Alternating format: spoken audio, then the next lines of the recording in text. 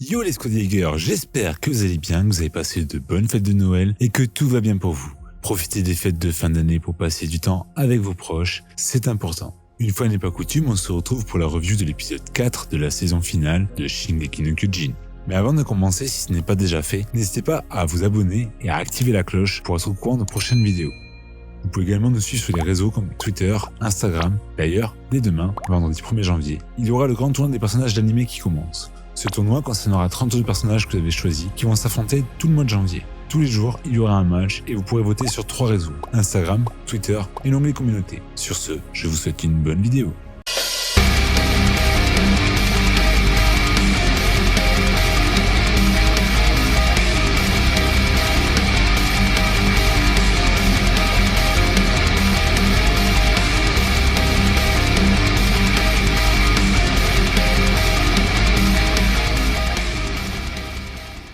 Ce quatrième épisode s'intitule De mains en main et concerne les chapitres 97 et 98 du manga. Concrètement, ce n'était pas l'épisode le plus ouf que j'ai vu, mais il est bon. C'est un épisode un petit peu blabla. Il n'y a pas grand chose à dire et il ne se passe pas grand chose. Cela dit, les rares événements que l'on voit sont tout de même assez importants.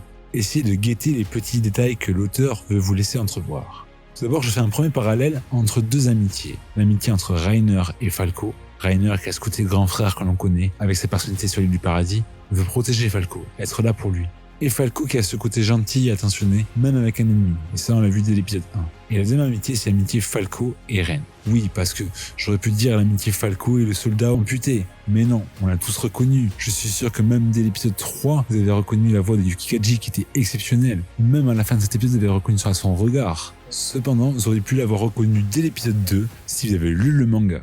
Cette amitié profite aussi à Eren, puisqu'il demande à Falco de poster du courrier pour lui, et Falco est d'ailleurs très heureux de voir cette tâche lui être confiée. Au final, l'un pousse l'autre simultanément à aller de l'avant. Nous avons également une discussion entre Théo Magat et Willy Tybur. Leur discussion sera plaisante, mais tout sera dévoilé au prochain épisode. Punaise, pas avant le 10 janvier, pas d'épisode ce dimanche, on va être mal. Quand l'épisode va arriver, mais vous n'êtes tellement pas prêts, ça va être un truc de malade mental. Même nous qui lisons les scans et le manga, on n'est pas prêts. Ça va être phénoménal. J'espère que la Mappa sera vraiment à la hauteur. C'est l'épisode qui va être déterminant dans la saison. Tout ça pour dire que la discussion entre Théo Magat et Willy Tybur n'apportera pas de grosses révélations. Si ce n'est que le marteau d'âme est bel et bien présent et qu'il y aura un nouveau titan primordial incessamment sous peu.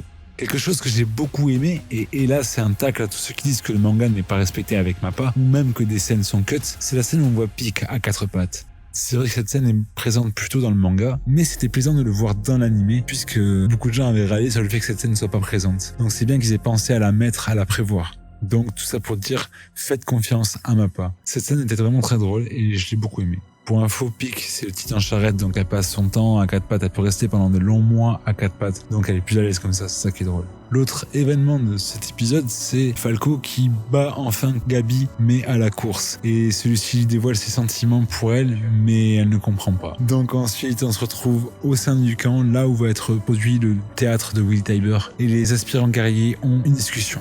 Puis, nous avons un retour sur la discussion entre Falco et Eren. Là, on peut apercevoir un gant et une balle de baseball, un détail qui sera très important pour la suite. Eren annonce qu'il va rentrer chez lui après la fête. La scène qui va suivre va être assez intrigante. On va avoir une discussion entre Eren, alias Kruger, et son grand-père, le docteur Jaeger, autrement dit le père de Grisha. Celui-ci va devenir complètement fou quand Eren va lui demander s'il a des regrets pour sa famille. Il va se rappeler le traumatisme de la mort de sa fille.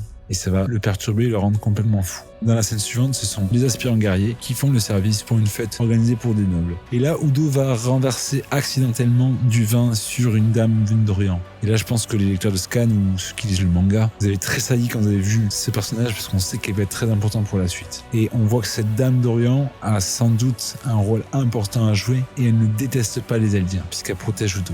Ensuite, dans cette même réception, on a l'ambassadeur qui va faire un discours très maladroit, sur le point même de vexer ses nouveaux alliés. Mais le très charismatique Willy Tybur va prendre la parole et va rassurer tout le monde, les inviter à un spectacle théâtral dès le lendemain et pour leur révéler toute la vérité. La ville se réveille en fête et les aspirants profitent pour la première fois d'une véritable fête et s'amusent comme des fous. C'est là que démarre l'ending sur les paroles rassurantes de Reiner. Mais attention, restez bien jusqu'au bout de l'ending, car il n'est pas fini. Et cette fin d'épisode, c'est vraiment le clou du spectacle. On a Falco qui vient voir Reiner et qui lui dit qu'il faut qu'il le suive. Sieg l'autorise à partir, et là, Reiner descend dans une cave et rencontre Eren.